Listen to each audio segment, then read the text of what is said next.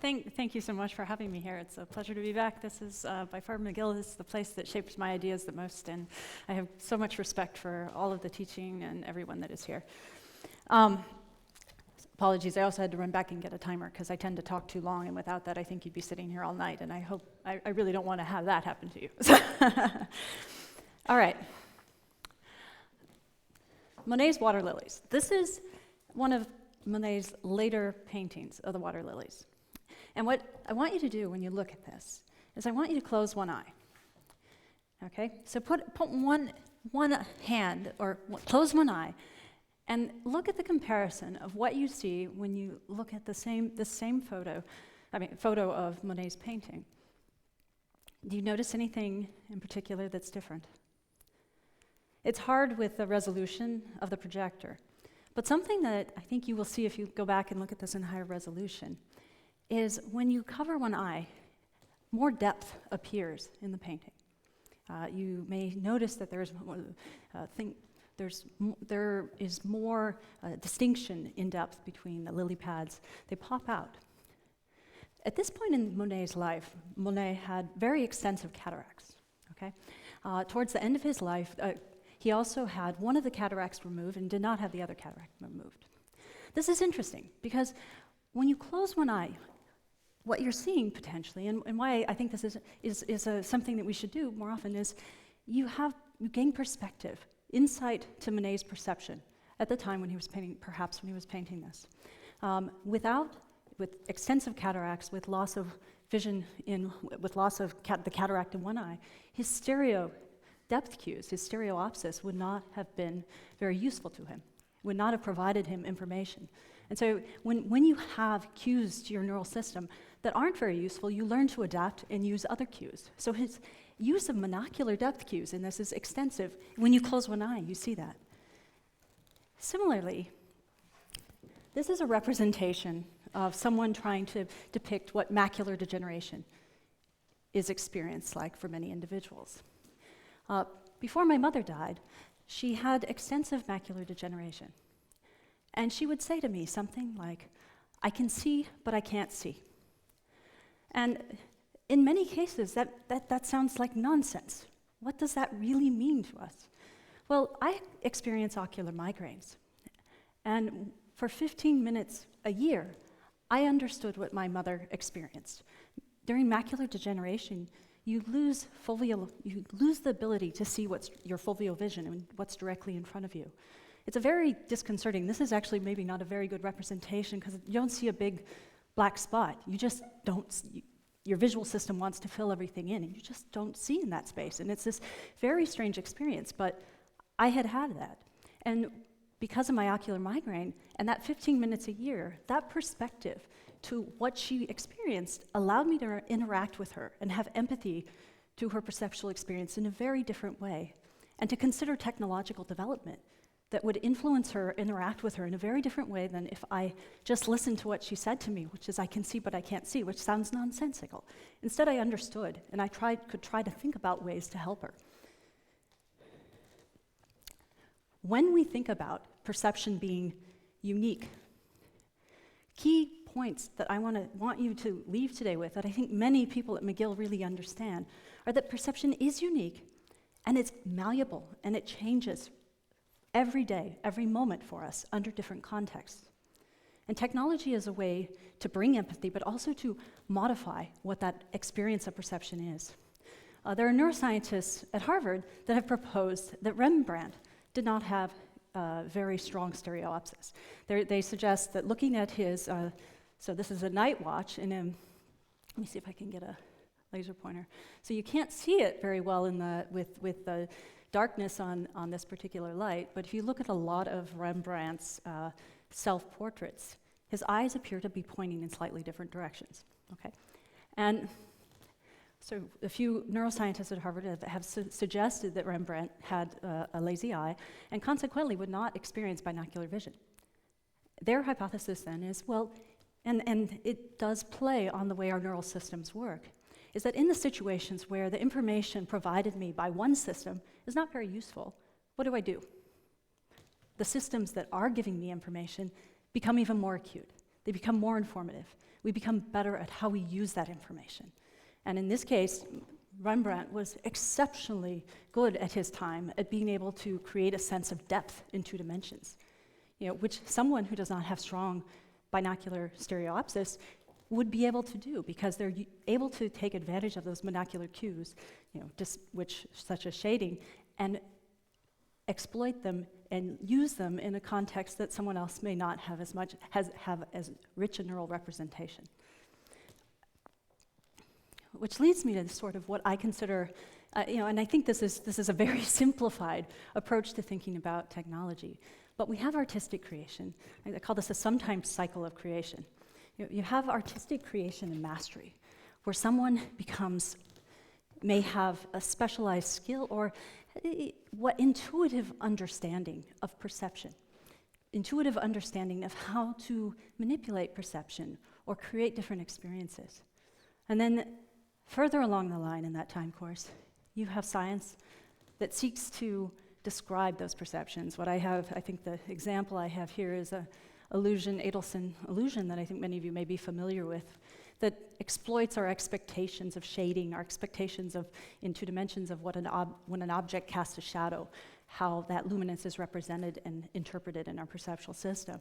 But nonetheless, you go from artistic creation to theoretical description of those underlying principles, and then biological computational modeling of what are those principles so that we can predict them. We want to be able to predict them, we want to be able to control them.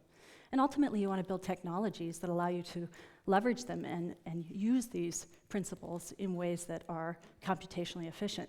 The example I give here, which I think is, it's just an example, but the same people that are studying these biological principles and physical principles led to creations like the Litro camera, which is a light field camera.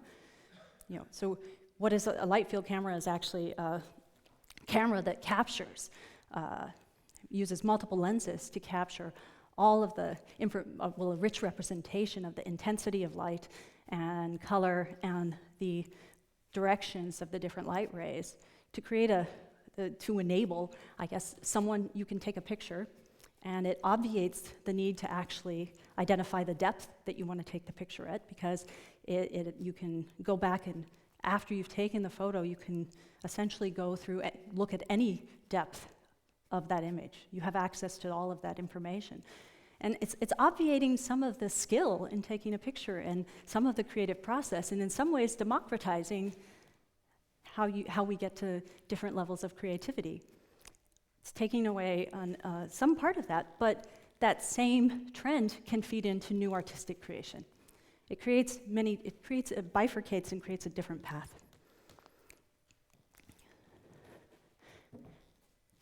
So this leads me to the idea that key to art, key to technology development, is this understanding that perception is malleable. Perception is unique to every individual, and it's constantly changing. But more importantly, that what we experience in the world is not an absolute reality. It's always influenced, it's a non-veridical experience of the information around us in the context we're in.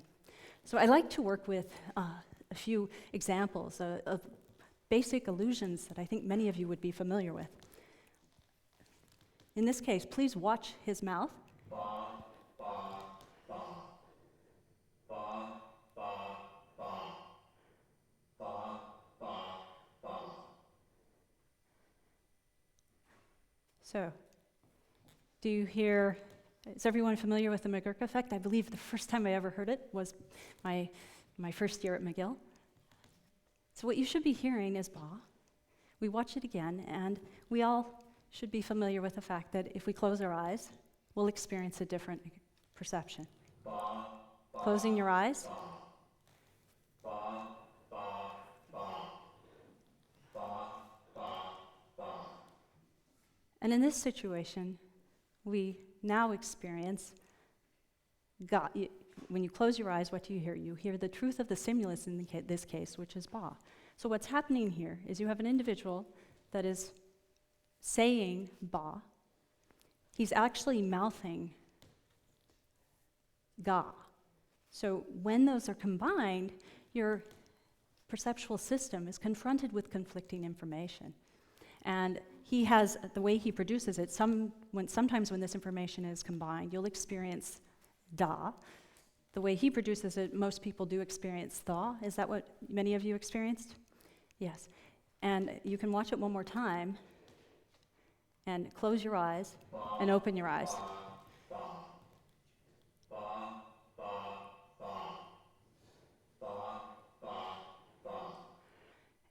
So as you close and open your eyes, you understand the power you have over your experience of the world. This is absolutely a great demonstration of one thing our brain does. It tries to get to an actionable state. It's receiving information that's completely incongruent. My auditory system is saying ba. My visual system is saying ga. But to hear both of those is not very efficient for me in the world. So instead what I do is it leads me to an entirely illusory experience of tha or da, but something that really isn't there. I'm experiencing an illusion, and in this case, illusions aren't just parlor tricks. What they are is they're places they tell us what matters in the world, where our system is trying to solve problems. So what is important to us is to integrate information for an object. I am an object. I have a sound. produce an image on your retina, and I have a smell, and I have a haptic sense that many of you are studying here. How we integrate that information is a very critical problem to us being efficient in the world, and how efficient I am in the world is how well my brain does that and throws away information and lets the relevant information enable me to an actionable state.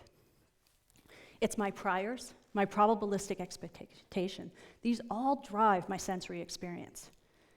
My non-veridical world is optimized to be robust in action, and it's not critical that I experience the world as it is. What is critical is that I experience the world in a way that I can interact with it. Those key things, if we think about evolution, are to get away from the tigers or to find our crying babies. They're irrelevant if we take too much time and our senses don't integrate. We're not going to be efficient in those key points. So when we think about new technology development and immersive technologies, we can't approach them from just looking at what we hear and studying sound, or looking at what we see and studying image. We have to recognize that future technologies are going to be about, and need to be about, the holistic experience of how we engage the world and how we engage our interactions. Maybe perhaps some of you are familiar with Magic Leap. This is just an example of one of the new technologies that has not come out yet, but gets a lot of press, called Magic Leap, which is the suggestion is a fiber optic camera that can produce sort of augmented reality, three-dimensional images that you can interact with. But ultimately, these experiences, and we'll talk about them in a bit, we also have to recognize that they're malleable.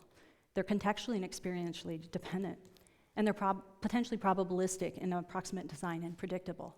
And that's at the core of technology development. We can't build for one end result. We also can't build for an experience that isn't personalized. Each one of us has a unique experience. And when I think about my mother or I think about Monet, I have to recognize that the more insight we can gain to those experiences, the more we're going to be able to have technologies that are interactive and successful.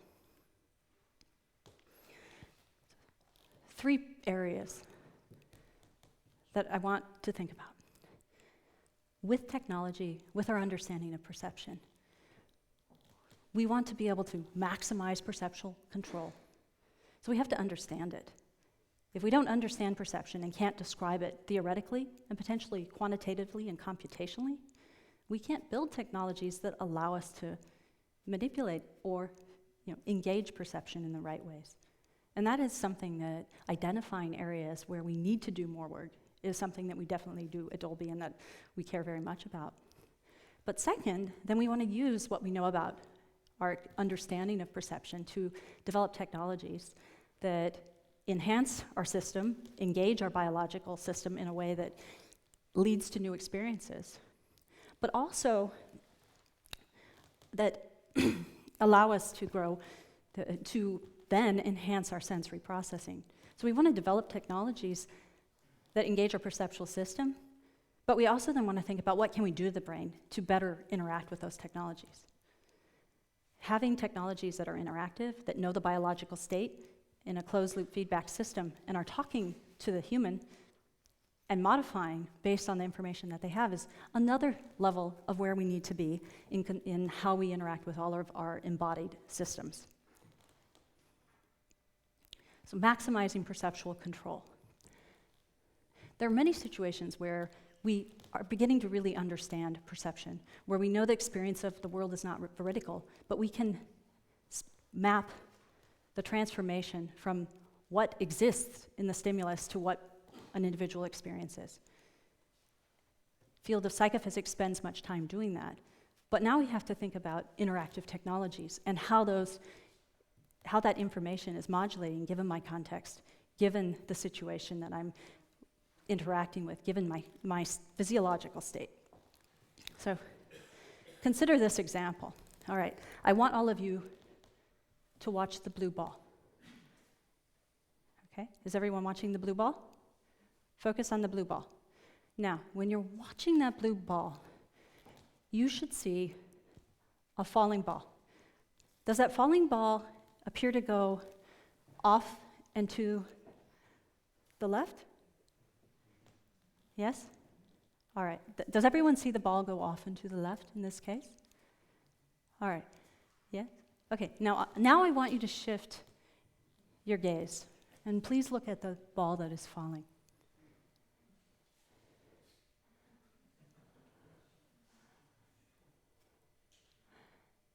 All right, and what do you see now?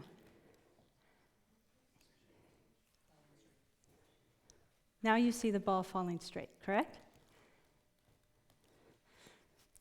So this is an illusion that is actually, again, one that happens all the time.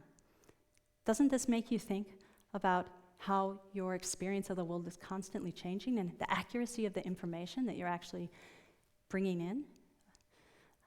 If I'm staring at the ball that's blue, I have a conflict. I have a conflict in what we call local and global motion. So you have local motion on the ball that's falling. The falling ball has a great contrast gradient that's moving at a fairly rapid frequency, and it's falling at the same time that the ball is falling linearly down. Okay? When you stare at the blue ball, the difference between that and when you're staring at the ball that's falling, your gaze is directed at the ball that's falling, is that now that ball is in the periphery. So when the ball is in the periphery, in your peripheral vision, you have difficulty separating local and global motion, and instead they integrate and create an illusory experience. You get conflict of spatial information about the location of the ball.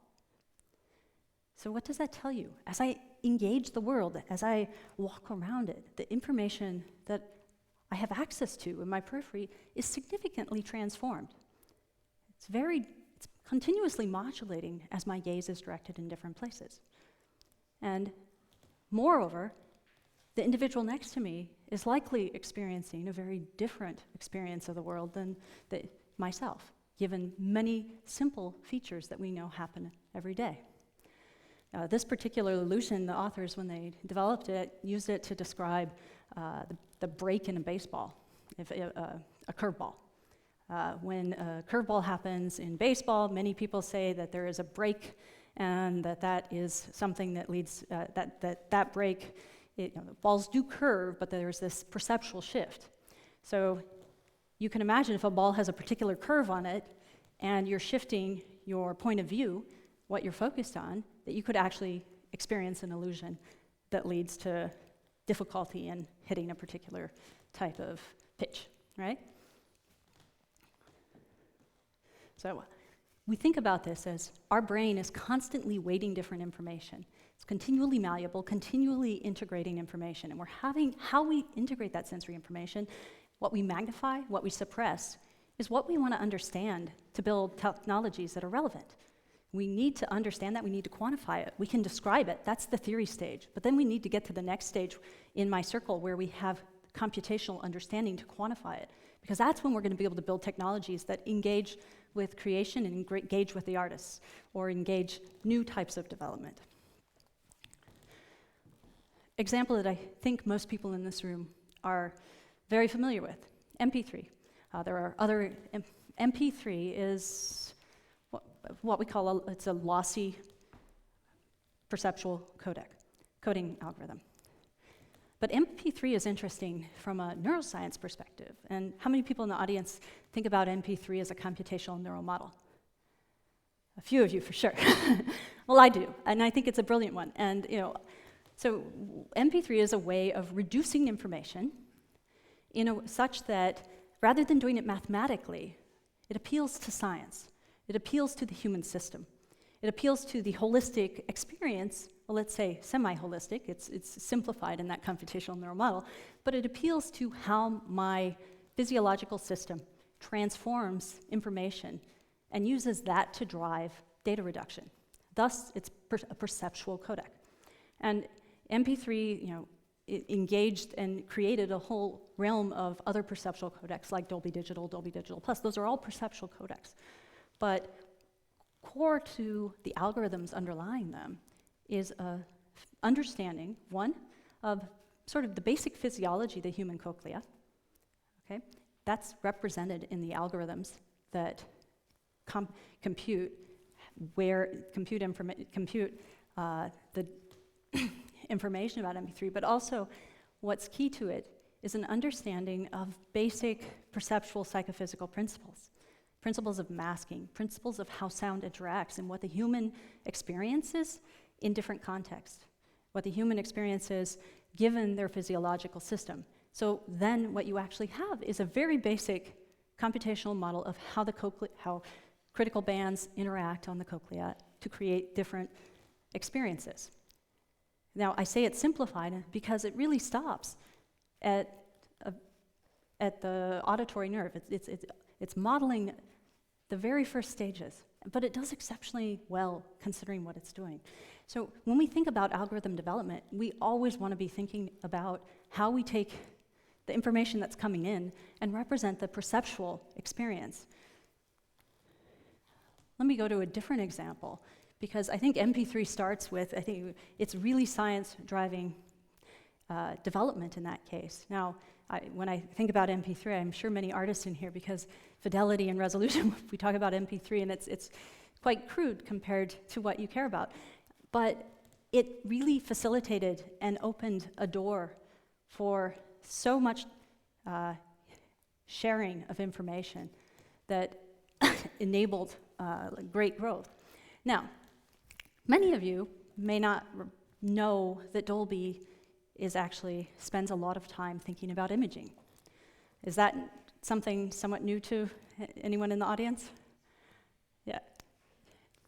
Which, given that we want to be thinking about holistic experiences, this is a great place to be. We recognize that sensory experiences are holistic, and we do a lot of efforts that are focused on audio, but we also spend a lot of time thinking about imaging technology. I want to use some examples from our imaging technology because I think it's getting at where we want to be going with immersive technologies. So this is a representation of Dolby Vision. Has anyone heard of high dynamic range video? Has anyone heard of high resolution video, like 4K, 8K? Okay. So separate resolution from dynamic range. So when we're talking about dynamic range, we're talking about the luminance of the content. We're talking about the color gamut as well, how black you can make your blacks, how rich you can make your colors, but also how bright you can make the information on the screen. What's happened in much of the race to increase resolution is that we've reached the perceptual limits, or we've gotten very close to them. And you continuously have higher and higher resolution technologies, but the perceptual experience doesn't follow, it doesn't correlate, okay? It's compressed because perceptually we can't experience the degree of change in resolution. However, we can shift to a different dimension, and a dimension that hasn't reached its perceptual limitations yet. And I actually think this is a very great example of how we want to be thinking about what an immersive technology should be, and to create true reflection of the content creator's intent and enable visceral responses. So I'm showing where we want to get to. Prior standard definition displays produced around 100 to 300 candelas per square meter. Natural situations in the world, when you walk around and see black sunlight on black pavement, go up to, say, 15,000 to 20,000 candelas per square meter. It's a very different world. The images that I'm considering and showing, talking about, can reach 7,000, 8,000 candelas per square meter in some of the test content that we would look at. And I think there's a great difference when you consider how it can engage the system. So let me give an example. What you're seeing right here are thermal imaging of individuals watching some content on a monitor that's producing, I believe, 7,000 candelas per square meter. Okay, so we have content, and this particular content is of someone, it's a fire dancer, okay? And he has a whip.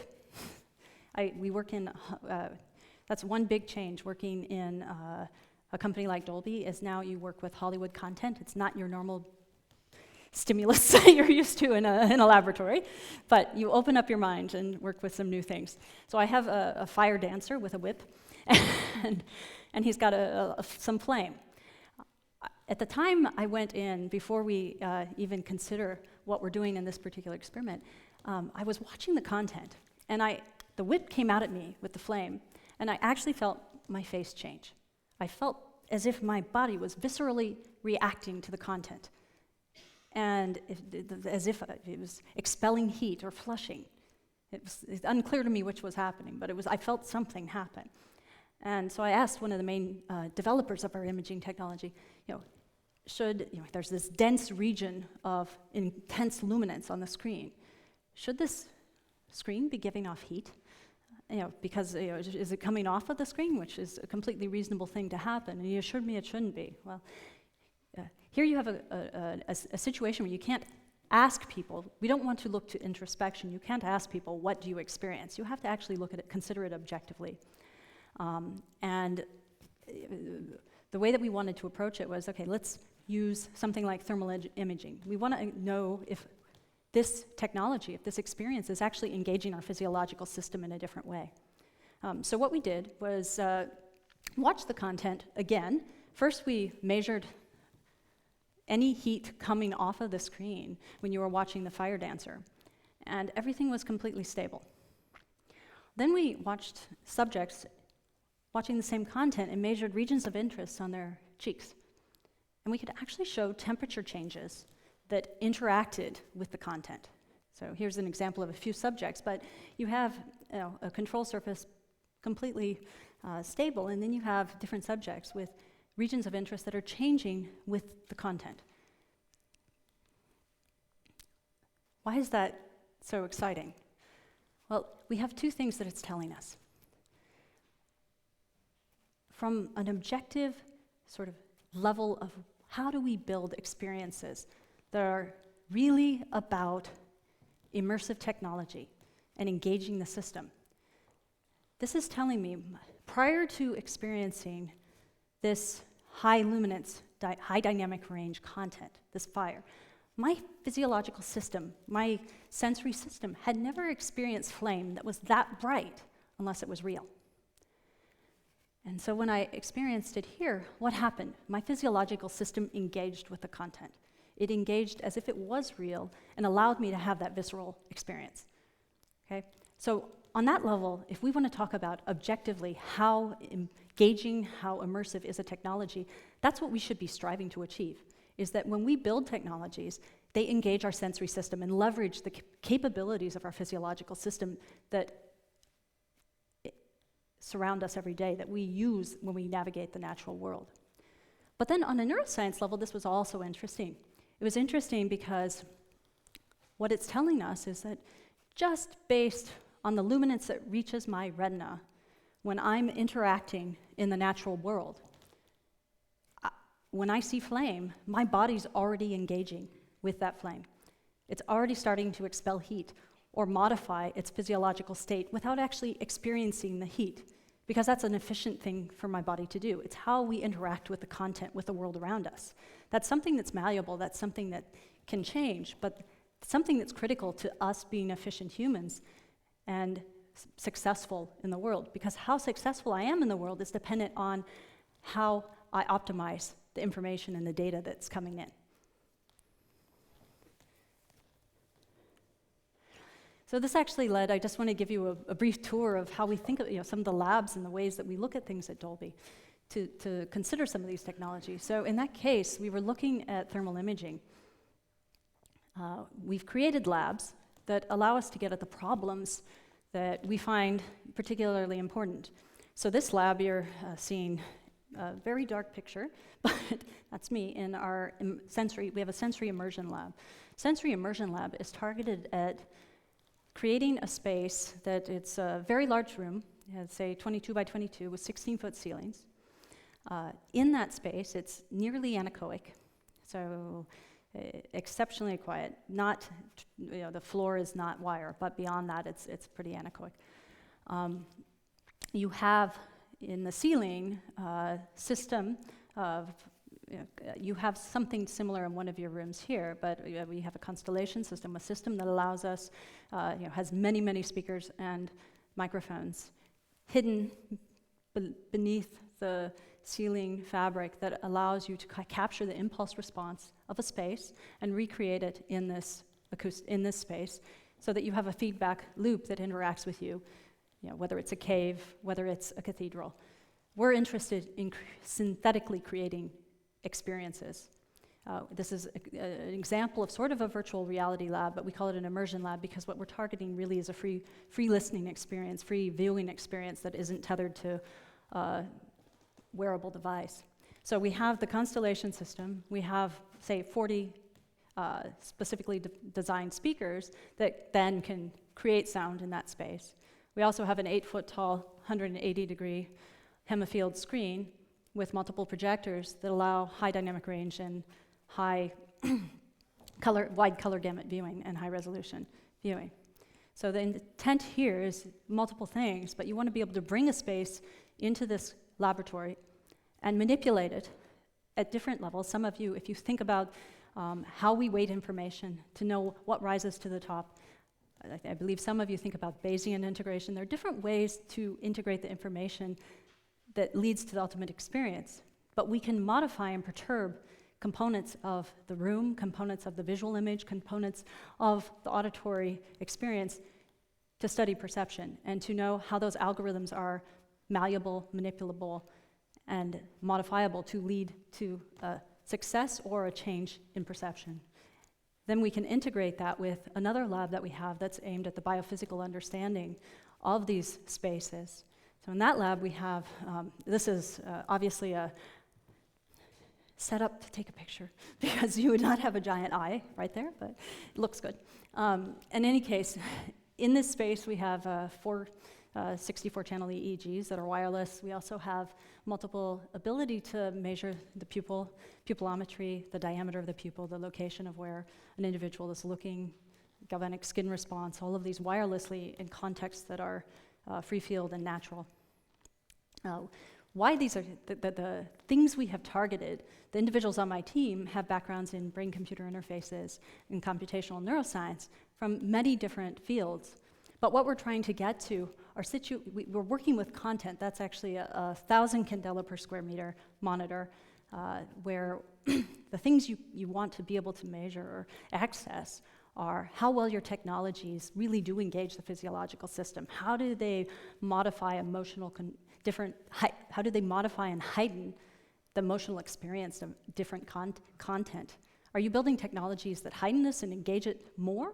If not, then why are you doing that? You want to be targeting that. You want to be increasing attention. You want to be able to change the level of arousal in different contexts. When we think about the content creator's intent, we hope that if we're developing high dynamic range imaging, that it's going to help modify and allow the content creator's intent to be preserved or accentuated in a different context. And finally, this is another lab we have, which is a great thing to be able to do, but we can look at the social context of the experiences and to understand if we can put 5 people, I know some people have done some things like that here, we can take 5 EEGs and have individuals in that environment and be able to modify and consider what their experience is. Examples of subjects that show up in our that show up regularly at Dolby, and also this. I think this is a particularly this picture is looks like it's out of 1984, but that's the mayor of San Francisco visiting our lab. So, questions. Thinking about how we can maximize perceptual control. So I want to give a few examples how we first think about that problem and approach it. Perceptual continuity. So this is a thread where you take a simple perceptual experience and phenomena that I hope most of you are familiar with, that, and see how it goes through the path of psychophysical understanding to neurophysiological understanding to a neurally inspired impact on technology development. So I grew up in Iowa, and this experience when I was very young, before I had my priors were modified, was, I thought that potentially there were very long cows occasionally. But once my exposure and my priors could be changed, I recognized that their cows really don't get to be that long, and I was not subject to the natural, simple form of wanting to continue lines and have the experience of perceptual continuity that my visual system wanted to complete that image. Similarly, this same perceptual phenomena is something that I've spent many years thinking about extensively. It's really, how do we fill in missing information? How do we deal with information that's obscured and still have a congruent, a continuous experience of the world? For individuals with hearing loss, this is amplified. For individuals in noisy environments, when people are coughing, this is a perfect example where that same situation happens. So first, listen to this and tell me what you all hear. The state governors met with their respective legislatures convening in the capital city. The state governors met with their respective legislatures convening in the capital city. All right. So what do you all hear in that situation? Legislatures, correct? And you do hear an S, correct? All right. So now let's listen to the same content, and I want you to hear exactly. The state governors met with their respective legislatures convening in the capital city. The state governors met with their respective legislatures convening in the capital city. All right. So now what do you hear? Legislatures, correct? There is no S. The cough is, we'll play it one more time because I want you to hear. The state governors met with their respective legislatures convening in the capital city. Try very hard not to hear the S. The state governors met with their respective legislatures convening in the capital city. Okay. Did everyone hear the S? Okay. So this is a particularly interesting problem. It's a great perceptual illusion, yes. But again, illusions tell us what matters in the system. It tells us what's important. It tells us where the system is malleable and interesting from a technological perspective. But it tells us where the system is trying to resolve information. I've spent many years thinking about this problem. It's the same problem if you think about listening to an old record with scratches on it, right? While I know everyone here does not want to hear, wants to think about high fidelity, but you still experience music when you listen to those old records with scratches, right? And everywhere there's a scratch, there's missing information. That information is obliterated. But what's important is there's ambiguity in the system. Your system is hearing noise, and noise is a stimulus that can be used in many different ways by your system. But when your system has ambiguity, it wants to solve the problem. It wants to resolve the information. So in that situation, when you hear legislatures, despite the fact there's no S, there are a few things going on. Your auditory system's having to resolve and fill in missing information that's changing across frequency, it's changing across time, it's potentially changing in location, it's using potentially semantic information about the context, but it can also be extrapolating information. So that's how does that show up in technology? Well, I spend a lot of time thinking about this problem, and we perceptually fill in something. Now, if there's no occlusion, if there's no ambiguity, which is what happened in that situation where that cough was removed, your system knew there was no information there. So you didn't try to do something with that missing piece of information, but with the noise. From a physiological standpoint, your physiological system is still getting that intense, is still being stimulated, it's still receiving information, so it's going to modify that information in a way that creates a perceptual experience. I spent a great deal of time considering, how do we do that? Do we just interpolate? Do we fill in the information based on our semantic context? Do we have to experience the content before? We know that's not the case. But what we want to understand is, how do we use information about what comes before to modify how we're listening later? I've done a lot of work in the past looking at expectations, and if I am given information and I have some context about, say, the frequency velocity of how a sound is changing, and it disappears, how does my sensitivity and expectation in frequency change? How do I know where I'm listening? Can I use information to become more, is my brain using information about what's happening to be more efficient and computationally more evolved in what it's listening for, and modify its sensitivity along a different path?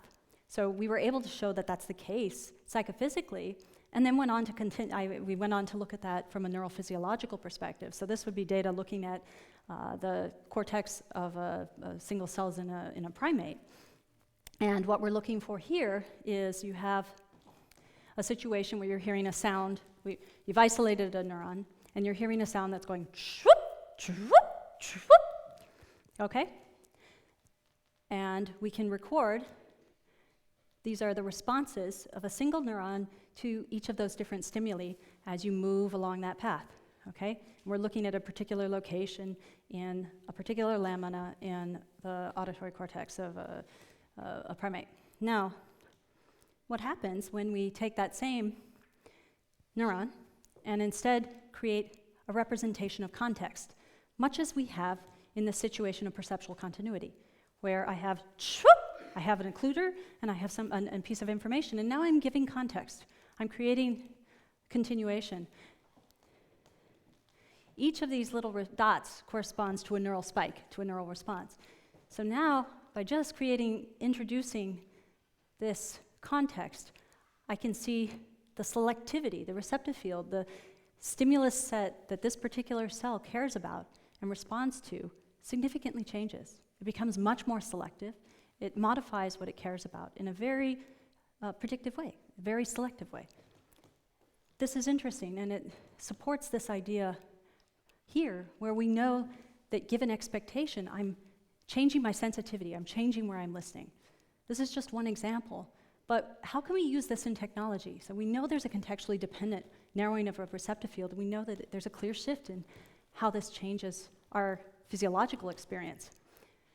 We've taken that understanding, and we've written patents. One thing Dolby does is, actually, we're in the voice conferencing world. So something happens in voice conferencing that's akin to the same problem. You have dropouts, you have noise, you have how many people have spoken on a voice conferencing system, or any Skype as an example of another way where you can communicate? But there are sometimes blips, there are places where things drop out. So how can we use, develop an algorithm that is neurally inspired and we can modify based on the neural expectations that we've seen, a way of intercepting or interfering with that information to create a more streamlined perceptual experience. So a second example that I think is potentially very relevant here is, how do we optimize? One example is, I've had many people, yesterday I spoke to people in the sound recording department. A question that I think many companies have is, how do we take information, our free field experience of the auditory world, and represent that successfully, immersively over headphones, or over some place where you have a personalized listening experience? There are many companies that do that. There are many individuals do that. There's a lot of research that goes into that. Yet there are a lot of problems and creating an experience that's perceptually successful in solving that problem. So I just want to touch on how we can use new technologies to potentially influence and move in a path of making these immersive representations more successful along that dimension. You know, the intent of what you want to be able to do is to accurately represent the content creators, the artists' experience of what they created in the environment that they were in. You want to take that and you want to virtually represent it, right? So HRTF, are people familiar with an HRTF? So if not, I'm going to give you an example. So what you're seeing here is, this is a little video that's looping. Now, this video represents a transfer function, a filter, that shapes the frequency response, the spectral response of information that we all experience. So your body creates a specialized shaping, a specialized cookie cutter that essentially transforms information that reaches your brain to experience the location of a sound, okay? So this particular function that you're seeing represented is the response of a sound moving up and down, straight up and down in front of one particular individual, okay? And as that sound moves up and down, there are a few things that predictively happen. So, one thing you see is you see some notches, okay? Does everyone see notches? And what do those notches do? Those notches move up. So they move up as sound moves up, okay? And we know that happens, and it happens fairly predictively that they move up as sound moves up. As you move obliquely, the sound is going to move up, and the intensity is going to change of this whole function. Because as I move left to right, what happens is I have a intensity and phase change between my ears. But as I move just up and down, I'm neutralizing that intensity and phase change, and I'm really just seeing the spectral influence of my body on the sound, okay? Well, there's a key piece of information here, which is every one of us is unique. Every one of us creates a very specialized filter on that information, and that filter is representative of my shoulders, my head size, very specifically of my pinna shape.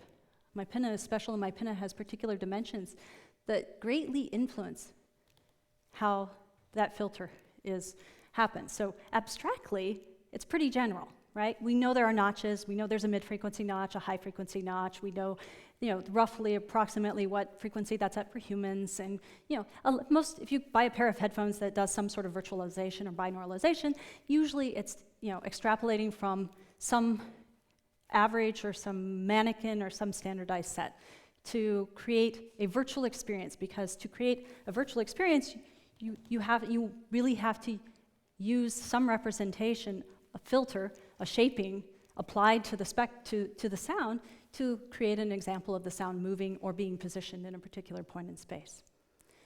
But it's that personalization, that uniqueness, that is one thing that's been lost, because to capture all of this information from an individual and to measure it takes a lot of time. They usually have to sit in a lab and in an anechoic chamber. Not necessarily, there are other methods to do this, but it's something that takes time. It's something that doesn't get integrated into technology, and consequently, what happens when this isn't right? A lot of people, you experience sound inside your head. You don't have an immersive experience. Has anyone ever had that experience, that sound appears to come from inside your head? Yes? So some of the things that we consider is, how do we take advantage of new technologies or think about problems that maybe we can solve something like this biologically? And we aren't the only people that have thought about this, but we definitely have been able to do this pretty efficiently. So, importantly, you have to have ways to get around introspection. Ultimately, in how we develop technology and how we think about all of these things, we have to stop asking people what they hear, what they think. We obviously have to develop objective experiments that let us really know what they think regardless of what they tell us. Or not what they think, what they experience, regardless of what they tell us. And sometimes there are conditions where we really do care about what they tell us and what they say. And those are special, but those are important too.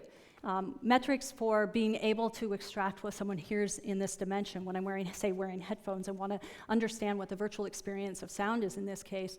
So in this, you have someone, you've created a demarcated space because we want to have consistent mapping to be able to go from a perceptual to an experiential to a quantitative experience of the virtual world for these individuals when they're under test conditions. So they're sitting in concentric rings. They have an iPad that's representative, mapped to the same space. Say they hear sounds, whether it's a trajectory or it's localized sources, and they can draw where those are, or they can judge the spectral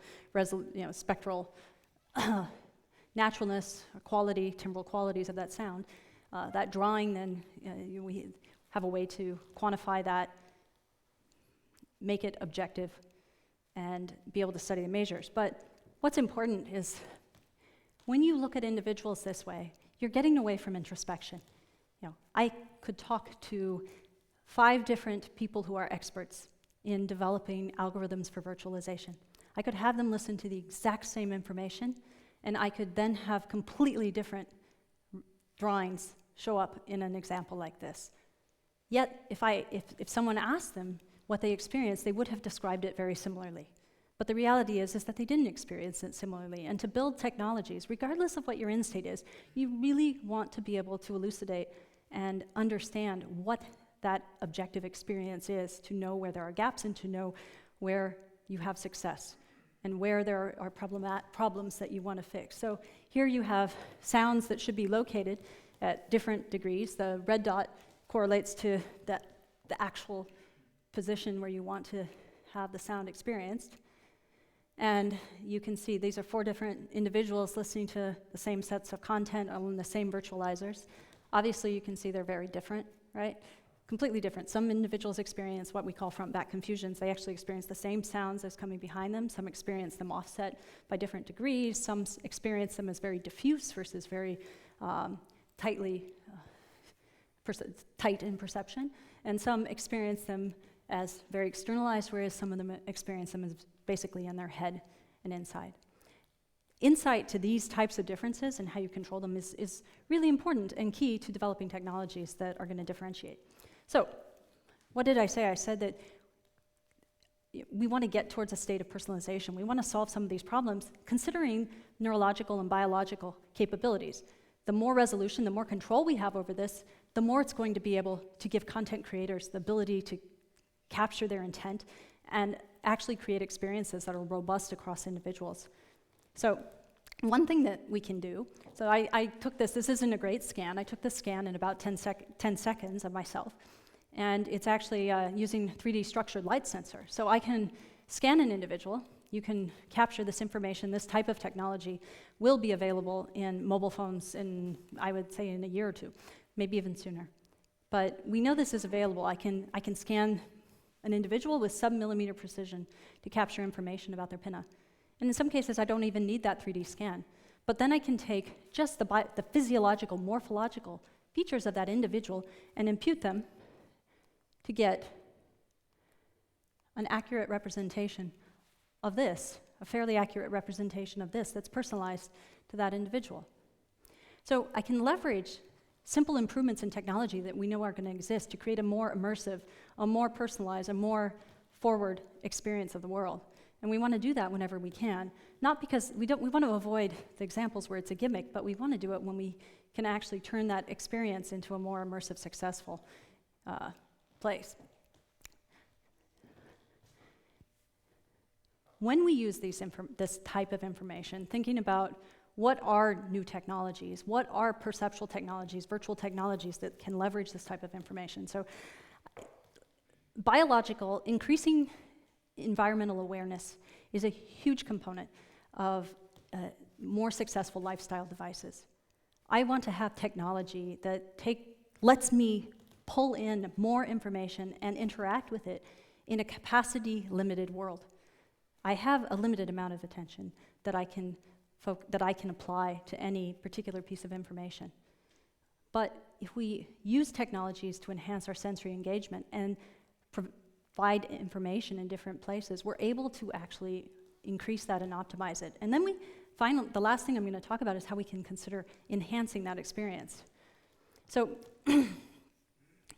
I want everyone to, this is another example, but I want you to focus on the white dot in the middle, okay? And I want you to tell me what you experience.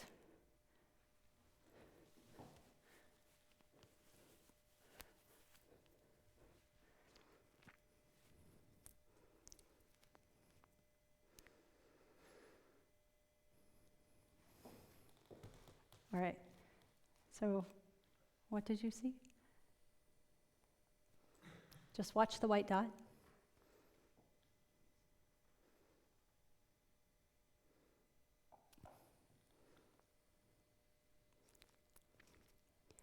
You see a lot of maybe high frequency changes of color in the periphery while you're watching the white dot. Then did you appear to see the ring tilt and move? Okay. When the ring moved and tilted, did the high frequency color change appear to continue, or did it seem to stop? Interesting. Now I want you to watch the periphery.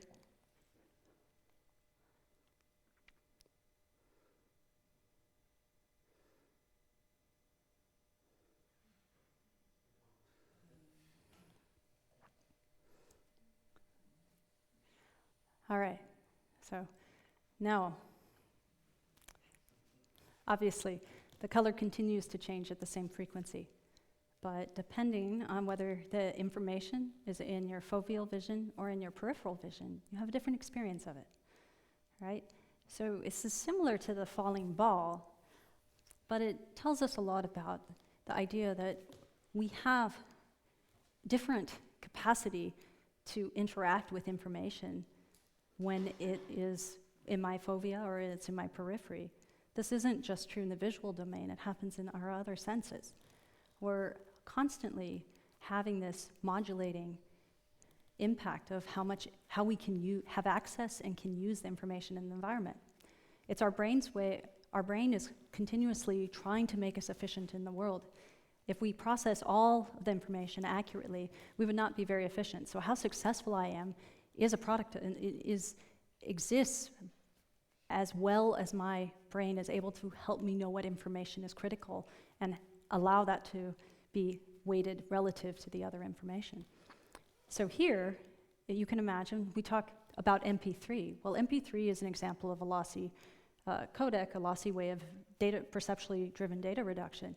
You can imagine in the visual system that I could have a system that is a gaze-directed visual way of compressing visual information, because I don't need to represent information in my periphery if I actually don't have access to that information. I don't need to represent the fine information of color change, or if I'm not even experiencing it, right? So it's interesting, you think about technologies like FOV. So how many people are familiar with virtual reality technologies in some ways? So there are a lot of things in virtual reality is a new space, but not a new space. It's a space that's been around for a long time, right? So the things that have happened recently that I think are the most important in virtual reality are not that it's actually created a really stunning new experience. That hasn't happened yet.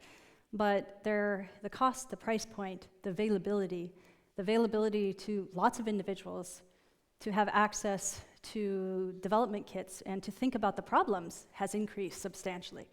And hopefully that's driving a big change in what these technologies can provide. That's another thing to consider that we can talk about in questions if you'd like. But FOV is an example of a headset that when I wear this technology, I have tight eye tracking. So you definitely can shoot lasers out of your eyes, but you're also able to consider you could have a foveated acuity for what you see. So wherever your gaze is directed that information could be handled very differentially than the information that is in your periphery, which then gives you a lot of creative control, but also gives you the opportunity to consider, how you want to represent information. In virtual reality, some of the primary problems that people currently experience is, has anybody ever felt nauseated when you put on a VR headset or heard that, it does make you sick? Yes? So those are things that happen, those are problems that people are trying to solve. But if we think about immersive technologies, one of Magic Leap has an IR sensor that allows you to interact with your machine so say I can catch a die with my in free field. Okay, it's a little sensor that sits here, and I can interact with it. I can move information around that I see on the screen. Well, I can do that in virtual reality too. I can wear a VR headset, and now I can see my arms. I can interact with content. I can pull an object closer to me and have it get louder. I can move an object around my head and see how well it tracks. I can give that particular type of engagement. In terms of thinking about whether I'm going to be nauseated, having that body representation is something that can greatly diminish the experience of some of the things that happen when you lose your horizon and have an experience of nausea. But the reason I'm talking about these is you're in the technology and creative space. These are devices that are readily available to consumers, and you can get them very easily. They allow some very interesting research problems, and we use them every day to consider the impact of different sensory experiences across different domains. But taking advantage of these lets you really interact in a virtual world that you can control. And I think it's very powerful. When we think about how we take that information and put, say, sound and the problem that we're trying to solve with regard to an accurate representation of the auditory world that's immersive, where I talked about the problem of personalized or having a head-related transfer function that is successful for an individual, virtual experience that is successful for the individual, there's a separation between how I experience the world to have a good experience, okay, an entertainment experience, versus the ability to use virtualization in an information transfer system, okay? So imagine I want to sonify information, and I want to have a piece of information that provides my auditory system a cue to tell me where I should go, to tell me what direction I should move in. In a game environment, that may be the case. I'm playing a video game, or maybe it's a matter of interactive music, but maybe it's also the question of an augmented reality device that's trying to do what I think is really important, which is increase my sensory capacity. I have a sensory capacity that's limited, and we know that we can't take in all the information we want to. So how do we use that information more extensively? Okay? One thing that we absolutely can do is think about how we want to represent an object and have it be stable. We need the information. As I turn my head, I need that piece of auditory information not to move. That's a really complex problem because I've represented and virtualized information, and now I turn my head, and that means that my head-related transfer function, this function that we want to be we want to personalize and we say is important to have accurate, needs to update with every movement of my head in a very personalized way. That's not an easy problem to solve, but it's one that many companies are looking at. But positional stationary is a difficult problem. It's a very difficult problem when you want it to actually engage and give you sensory information that's relevant and informative. If I walk 42 degrees off in the wrong direction, that's very different than if I walk 10 degrees off in this direction. I need to know that the information it's providing me is truly accurate. And to do that, I actually have to capture the experience and know that the perceptual representation the individual is having is accurate. So that's a problem that I think is very important. I'm going to just very briefly touch on a couple of points before I finish. In many places, how many people have heard of objects in the past? So there's different ways we represent sound, and in the gaming world, and Dolby Atmos is a particular technology that is in many movie theaters. And there are a lot of immersive technologies. There are immersive technologies for sound. I think 22.2 is a very popular technology. It's a channel-based technology. But the only reason I want to mention objects for you to think about is because it's a way of representing sound that has implications outside of, say, the entertainment world, for how you can use sound to engage the sensory system and to transfer information.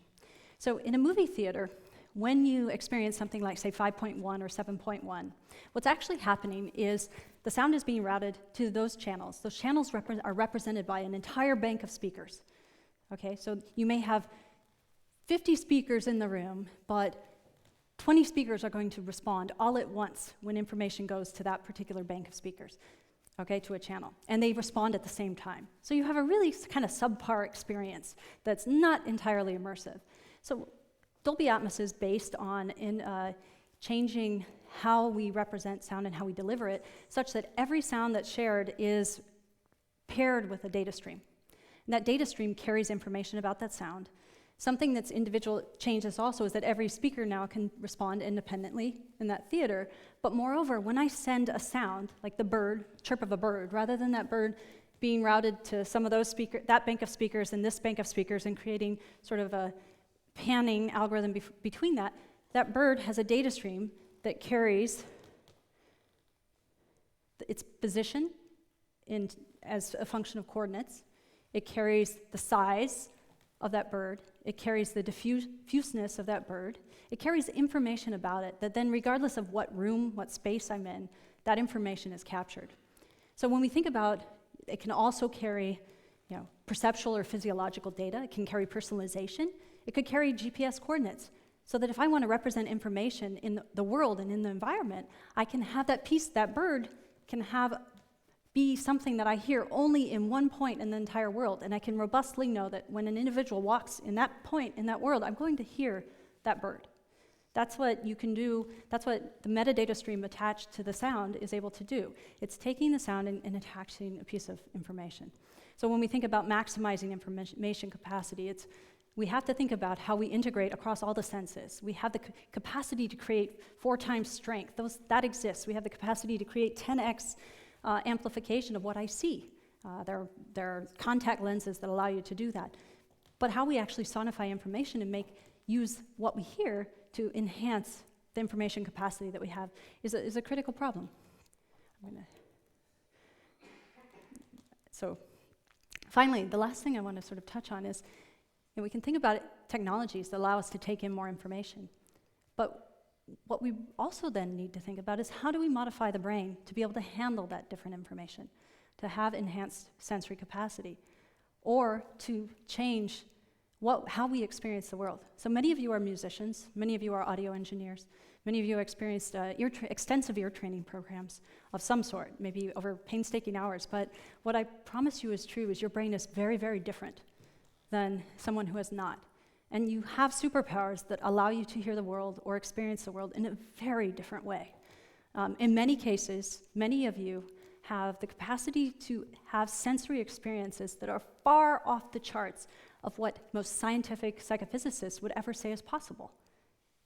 That's pretty amazing, but it's very true. So this is something that I think is really an important concept, is that we can change our brains, and we should. And then when we build new technologies that we haven't engaged with before, we have to think about how our brains can change. So one of the things that I spend time doing is thinking about, how do we optimize this sort of feedback to know that we can modify neural change, we can modify neuroplasticity, we can use it as a model to enhance our experience of the world. And plasticity is our brains constantly changing dependent on what's important to us in the environment. We look at new species, we look at species, predatory prey experiences induce different environmental pressures on creatures in the world that lead to a sense of what I consider very unique capabilities to experience and hunt or have sensory experiences that one would normally not expect from a particular species. So we can use things like gaming environments and I actually consider some of the training programs that you all do for ear training are very similar to gaming environments. They're intense environments that you spend many hours training in repetitively to do certain skills. And if those are leveraged in the right ways, you're able to tap into different neural circuits to modify behavior. Anytime you're modifying behavior, there is an underlying neural correlate that's captured or that's changed in some way. So one of the courses that I work with at Stanford is actually, I created this course called Neuroplasticity in Video Gaming. And most of it works with sound. We consider sound, but we also consider visual, haptic dimensions.